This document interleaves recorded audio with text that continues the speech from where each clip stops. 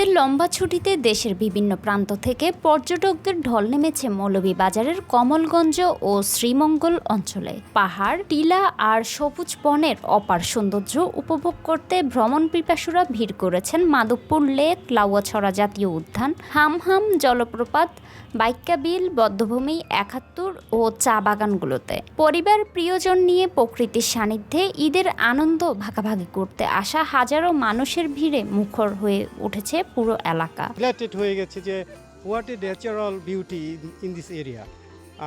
বিশেষ করে আপনার যে গাছগুলি যে এত বড় বড় গাছ হতে পারে বা এগুলি আসলে কাছে থেকে না দেখলে কখনো বোঝা যায় না, শুধু লেখায় থাকে, পড়ায় থাকে, কিন্তু কাছে থেকে এসে শিক্ষা গ্রহণ করতে হবে। কাছে থেকে শিক্ষা গ্রহণ করতে পারে যারা, তারাই সঠিক শিক্ষা পেয়ে থাকে। এবং আমাদের সবার জানতে হবে যে গাছ, আমাদের বৃক্ষ আমাদের প্রায় প্রতিদিনই ১,৪৫,০০০ টাকার মতো প্রায় টাকার অক্সিজেন দিয়ে থাকে। আমরা সেই অক্সিজেন নিয়ে আমরা কিন্তু প্রকৃতির রাজ্যে বিচরণ করছি। ভিতরে ঢোকার পরে বানর, তারপরে প্রাকৃতিক দৃশ্য, মনোমুগ্ধকর দৃশ্য দেখলাম। তো যেটা দেখলাম, তবে এখানে আসলে বানর থেকে অবশ্যই সাবধান থাকবেন, কারণ আমার বাচ্চা কেক খাচ্ছিল, তো বানর এসে আসছিল কেক নেওয়ার জন্য, পরে দিয়ে দিছি। তো আসলে সবাই সাবধানে আসবেন, কিন্তু জায়গাটা সুন্দর, প্রাকৃতিক দৃশ্য ভরা।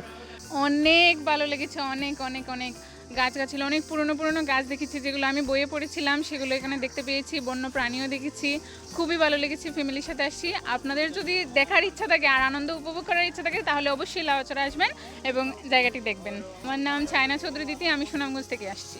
সিলেটে আসার কথা মনে হলেই মৌলভীবাজারের কথা মনে পড়ে। মৌলভীবাজার আসার কথা বললেই তো বলা যায় যে লাউয়াছড়া একটা বড় বন।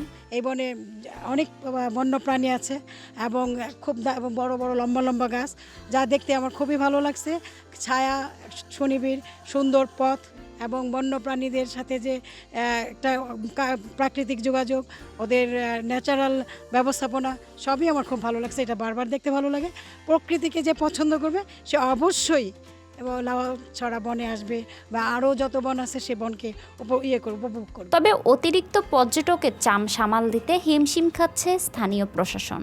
বিশেষ করে নূরজাহান সড়ক, শ্রীমঙ্গল কমলগঞ্জ সড়ক ও বধ্যভূমি এলাকা তীব্র যানজটে সৃষ্টি হয়ে ভোগান্তিতে পড়েছেন পর্যটন স্থানীয়রা। তবু সবকিছু ছাপিয়ে উৎসব আর প্রকৃতি মিলেমিশে উপভোগ করছেন ভ্রমণপ্রেমীরা।